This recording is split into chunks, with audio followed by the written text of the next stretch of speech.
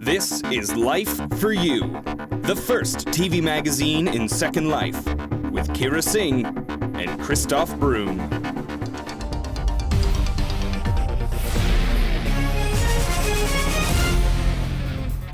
Hello everyone and welcome to Life for You. As you probably already know, these are turbulent times in SL.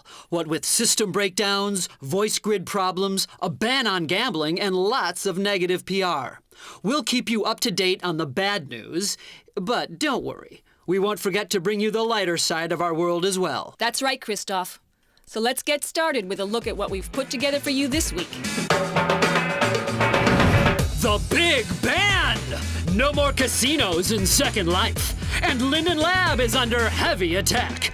Will the gambling ban be beneficial for SL? Or is it a life-threatening setback? We'll check it out.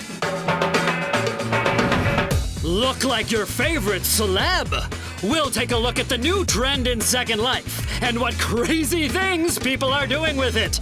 Plus, we'll show you what, or better, who, Uma Thurman has in common with Vincent van Gogh. Copyrights be damned. Love for you in Life for You. A cyber romance caught on tape. We'll join our staff reporter Rube Rabiani on a very romantic trip and discover the secrets of his tender success. It's the end of an era.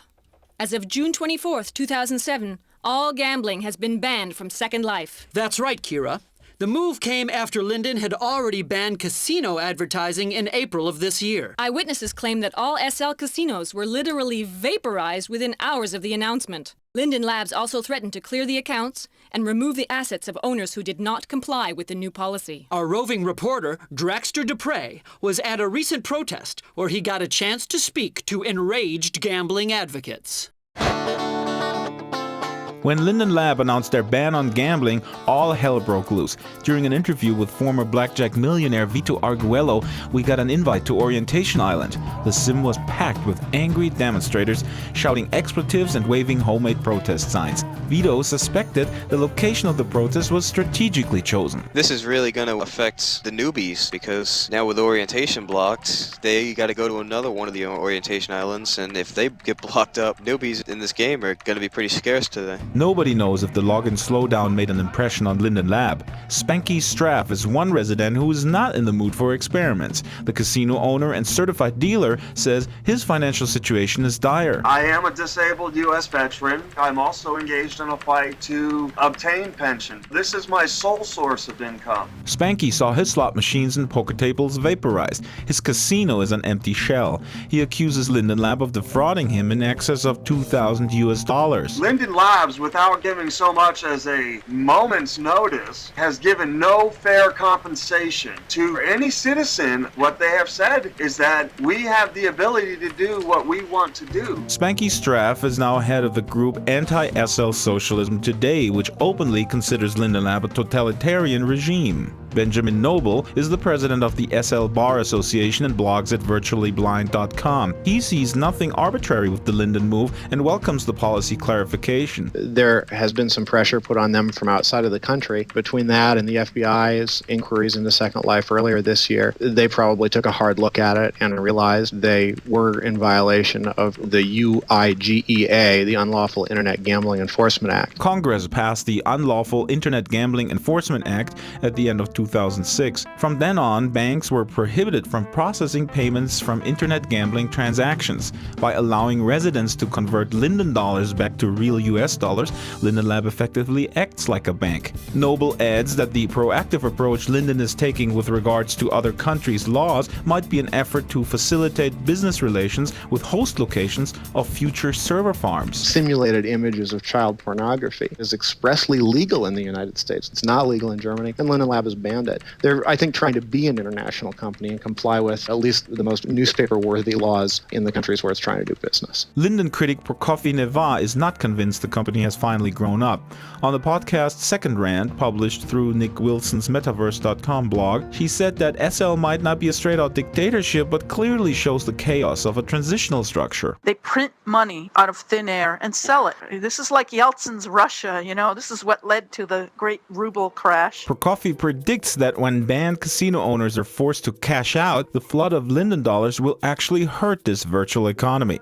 Enforcement of the ban seemed sporadic at best. Members of the group Keep Casinos Legal in SL continued to spread locations of non-compliant, fully operational casinos. I was able to find one just down the road from Spanky. My attempts to get an official statement from Linden Lab were understandably unsuccessful. Meanwhile, at the Orientation Island protest, an Australian by the name of Fletcher Rogers chimes in about the unique nature of SL gambling. The homemade machinery might be rigged altogether. In a lot of those games, you're putting a lot of faith in the person who created the scripts and the programming behind that software. And that's another problem for Linden Lab. If I go and lose a lot, who do I sue? Do I try to find this person who set up their game in Second Life, or do I actually just take on Linden Labs? It's a minefield. Well, it's an interesting point, Fletcher. I bet you 5,000 Linden dollars that Linden Lab just wanted to resell the seized casino property for cash. Want to take the bet? Shh, not so loud. There might be some undercover Lindens hanging around. For Life for You News, this is Dragster Dupre.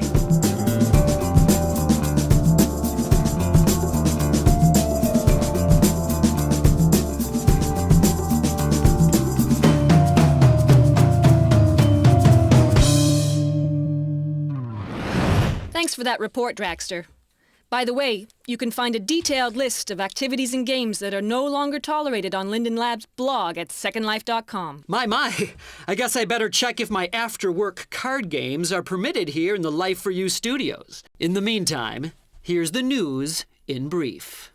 Presented by SL Info, the community in Second Life. Finance in turmoil. The World Stock Exchange has resumed trading after 3.2 million Linden dollars were hacked from their ATM system. Many machines are still down, a fact that the WSE attributes to grid problems. Meanwhile, Ginkgo Bank announced it was buying the AVAX exchange. But the deal fell through when their CEO couldn't produce any financial statements. And ISE has secured 1 million Linden dollars in insurance, possibly trying to avoid the fate of WSE. Banks down, deals blown, and insurance fraud. Could this all be a sign that finance is growing up at last in Second Life? Real life charity in SL. BBH. Real life charity companies are starting to campaign in SL. For example, a washing machine is helping children in need. The project is part of the Barnados Day Out event. It was founded by the British charity, the BBH and Rivers Red Run.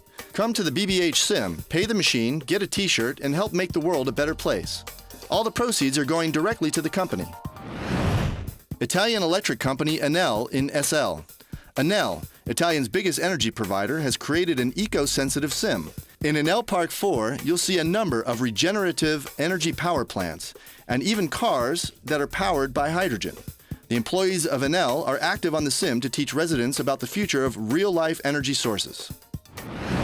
Telecom Italia 2 Sim. From now on, residents can visit one of the world's most well-known locations for high-class European soccer. Get to one of the Italians' biggest sites, the Giuseppe Meazza Soccer Stadium. Get your soccer HUD and play an active part in soccer games, or just enjoy the beauty of Milano's sporting area. LL's about to forbid sex pose balls? After last week's new Linden Lab law of forbidding gambling, a new controversial and scandalous theme is getting around the SL. Is Linden Lab about to forbid all sex animations? The first residents have already begun with active protests. We'll see what's in store in Second Life in the future. Life for You is your authoritative source for latest news about this theme.